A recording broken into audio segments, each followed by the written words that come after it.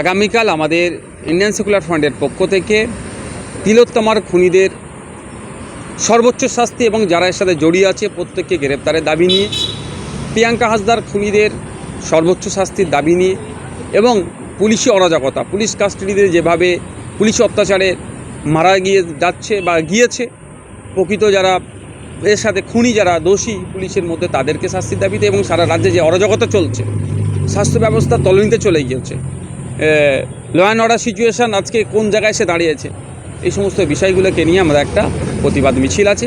সাথে সাথে ওই প্রতিবাদ মিছিল থেকে আমরা আওয়াজ তুলব যে ব্যর্থ স্বাস্থ্যমন্ত্রীর পদত্যাগের আওয়াজ তুলব, ব্যর্থ পুলিশ মন্ত্রীর পদত্যাগের আওয়াজ তুলব। আগামীকাল 4:30 থেকে শিয়ালদা চত্বর থেকে আরজিকর অভিমুখে আমাদের পদযাত্রা আছে।